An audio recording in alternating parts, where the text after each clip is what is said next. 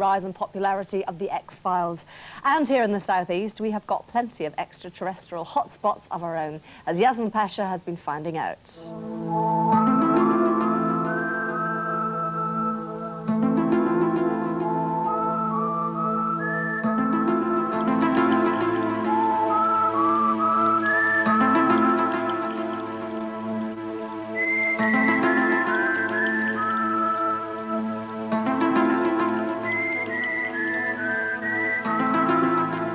I'm sure all this is part of the same quest. Absolutely certain.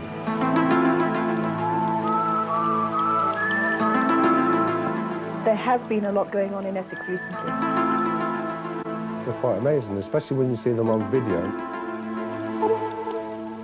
Something is going on in Essex, and it doesn't involve white stilettos and bad perms. According to UFO investigators and local people, the Essex countryside has become a hotbed of UFO activity. Increased numbers of sightings, and among these, increased numbers of first-time witnesses. Sheridan Lane is an Essex-based UFO investigator. Yes, I know it is very She's been difficult studying to tell UFO time phenomenon and collecting data on sightings for over 10 years. But over the last 18 months, the numbers of people coming forward with reports of UFO sightings has gone up dramatically. Well, that's pretty large, isn't it? What, 50, you reckon 50 feet in diameter? They're about 2/3 increase, numerically, to what I normally take in. The sightings are varied and at times dramatic. This drawing was done by an artist who spotted a circular craft above the A12 near Chelmsford just before Christmas. He saw this particular enormous craft with multi-lights, and it was spinning on the spot. Eventually it moved over the motorway, and again this one spanned all 4 lanes. Then tilted up at an angle over another field and rose up into the clouds. This picture was drawn by a child who saw a massive craft as he sat in the back of a car with his family. It's a family sighting, a family in a car, and this spanned basically all 4 lanes of a motorway. And this family was quite frightened, I can tell you, and 2 independent members of that family separately did drawings from me later on when I interviewed them. But Sheridan's most extraordinary reports of unidentified flying objects have come from this man. I never thought it would ever happen to me again. Then not long after that, it was a nightly thing. Every night I was seeing them. Every night I was videoing them. So it was getting quite hairy. The ex-merchant Navy seaman, who prefers to be only identified as Brian, has filmed over 15 hours of footage of strange objects in the sky. They're not helicopters, they're not aeroplanes, they move erratically. I really don't know what to make of it. Usually I see them as like a large whitish ball, sometimes orange, sometimes orange. Sometimes they go slow over the sea, sometimes they go very, very fast. Brian spent 30 years in the Merchant Navy and says he knows the difference between aircraft and UFOs. He began videoing the peculiar objects from his seafront flat about 18 months ago. He admits he became obsessed. It did become an obsession. I was beginning to think I was seeing things, except that, of course, they're on my videos, so I'm glad I got my videos of it. But Brian wasn't always on his own when he filmed the UFOs. Friends and neighbours witnessed the strange objects too. The lights are going all over the place there. That is a big one. There's lights going everywhere. UFO experts have taken some of his tapes for analysis. In one of them, the object appears to have windows. I've had different people who are supposed to be experts with this. As I said to you before, I can't see how anybody can be an expert on this. Authors and things like that have been down to see me, and they seem very mystified about it and very excited about it. For a while, Brian checked with the authorities to see if there was any rational explanation for the strange shapes, but eventually began to get frustrated with what was happening. For a long while, I didn't want to see anything. And at night time, sometimes I used to close the blind because just to relax. However, he was heartened by the flurry of reports of UFO sightings in the Essex area. Brian has concluded that even if these strange shapes are UFOs, there's nothing he can do about it. He's decided to move away from his flat and put the whole episode behind him. But his experience has convinced him that one thing is certain. You know, they say governments are covering things up. I don't believe governments are covering things up. I just don't think they know anything about it, the same as we don't. I mean, we don't know. I don't believe they know what it is.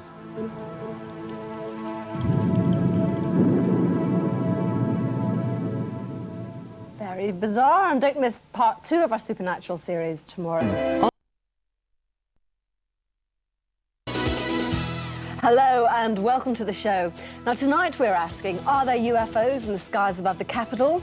We open London's X-Files and examine the evidence. And are sensational eyewitness accounts of alien landings fact or fiction? We talk to the man from the ministry about his amazing mission to uncover the truth. Also on tonight's show, why shop till you drop? Oh, when you can let someone else come up with the goods.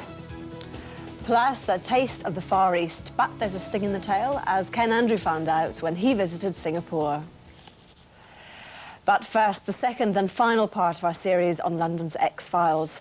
Now, when you hear the word UFO, you probably think of spaceships hovering above wild and deserted countryside.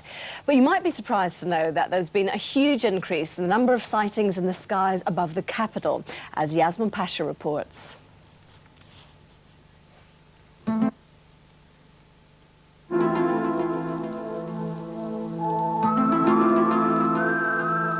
These UFO pictures come from all over the world. Mostly they're taken in remote spots which are scarcely populated. The last place you'd expect to see a spacecraft is in the skies above London. But according to this man, the truth is out there, above the teeming streets of the capital. Then all hell will break loose. You get what we call a flat, which 1 or 2. Then you get a mini flat, which is about 7 or 8 or 9 people. Then you get a big flap on, when you get quite a hell of a lot, and the phone just don't stop ringing. Roy Lake runs the London UFO Studies Unit from his home in Barking. Roy's been researching UFO phenomenon for over 43 years. He investigates reports, and like most of his colleagues, he's noticed a huge increase in sightings, especially in the capital. You've had all different shapes, from triangles to globes to just orbs of light. All sorts of objects been flying around, which we can't explain as natural phenomena. So what the hell are they? Roy checks out the background to each report. Because we like to check out airports, you know, and the police, if they report anything in, even radio as well. We try and track everything down. Reports have come in from all over London, but Roy says there are distinct hotspots. One of them is in the area surrounding the Canary Wharf Tower. Roy says that laser lights from the Docklands Arena ruled out some of the sightings, but there have been detailed reports of a shiny triangular object. A triangle-shaped object has been seen over this area, heading towards East Ham. That's east end of London. That has been seen recently, over in about March, later part of March. To my surprise, a shopkeeper who'd seen us filming had also spotted something. Bear in mind, we didn't tell him about the nature of the UFO report. My children also saw it at the same time, and it was like shiny sort of object. I could describe like chrome sort of thing there, but it was triangular in shape. Spooky, but heading south of the river around Battersea, Roy had one of his most exciting reports. 3 separate witnesses saw something extraordinary just as dawn was breaking. It was just a black object, completely round, circular in shape, like, as I said, disc-shaped, but it was massive. As I say, the size of a battleship. But there's one area in London which has had more UFO activity than all the others put together, and that's Walthamstow. We looked through a pair of binoculars and it was just a ball of light. It was heading north, and as it come above our rooftops, as we was looking at it, it's lifted up and then just shot off into the sky and completely disappeared. Tony has seen several objects with his friends and family over the past year. You've got to get hard evidence on film or a photo, so really we're just waiting till someone can get this evidence and then show us. It's getting quite frightening if you to sit down and weigh the situation up now. we've been told by the military defence that we're not really interested in this unless it's a national threat to security. But when they start not tracking them on radar and they're seen over military establishments, that begin to make me wonder what the hell's going on. Well, someone who might be able to tell us is Nick Pope, author of a remarkable new book called Open Skies, Closed Minds. For 3 years, Nick was a man who ran the Ministry of Defence UFO desk, a real-life Fox Mulder, investigating claims about sightings from members of the public. Now, he started off as a skeptic, but then became more and more convinced that the phenomenon was real. Nick, welcome to the programme. Now, so you ran the desk for 3 years. The Ministry is renowned for its unwillingness to comment about this sort of thing. So why are you now speaking out about it? I'm speaking out because I feel that the weight of evidence is now overwhelming. We've had a huge increase in sightings. Much more reliable evidence is coming in. Visual sightings backed up on radar. We've had radiation readings recorded where these things have supposedly landed, 10 times normal. We've had increasing numbers of military and civil pilots seeing these things and making official reports. So there's quite a lot of sort of hard evidence now. Absolutely.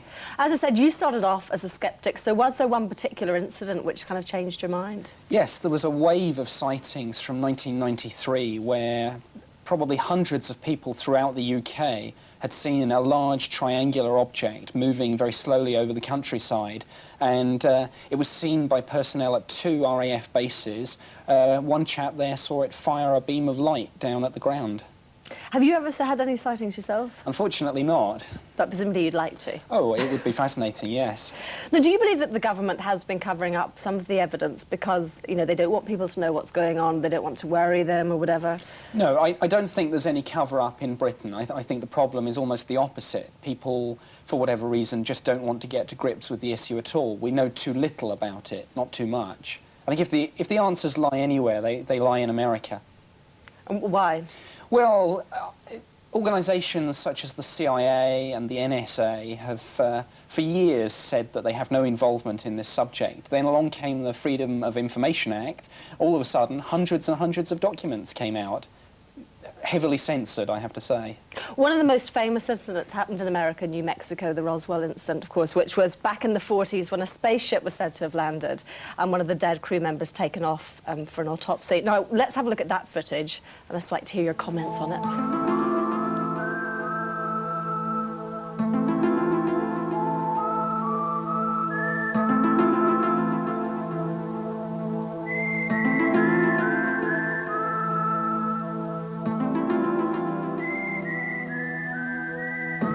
Amazing footage there. Do you believe that it's real? Unfortunately not. I think the films are fake, but I have no doubt that a craft did come down at Roswell in 1947. The official American press release said as much. So something happened there, but oh, undoubtedly. You doubt that gentleman was on board at the time? No, I think that's a latex model of some sort. Disappointing, though. What do you think the UFOs want from us? It's very, very difficult to say.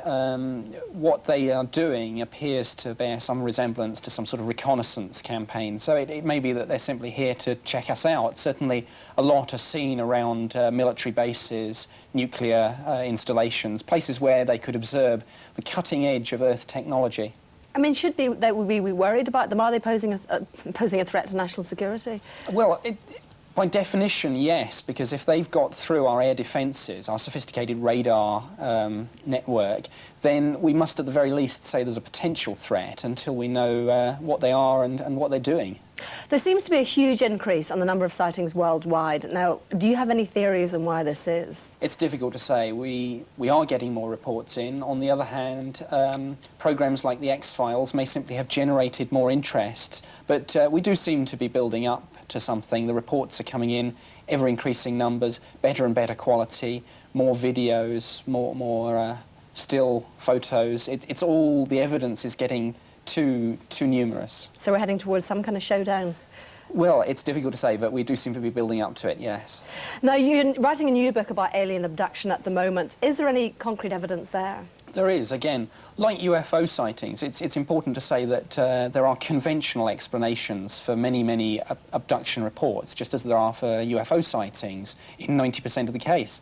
But psychiatrists and other mental health professionals are now increasingly beginning to come forward and say, yes, there is a real physical phenomenon here. It's not just all in the mind.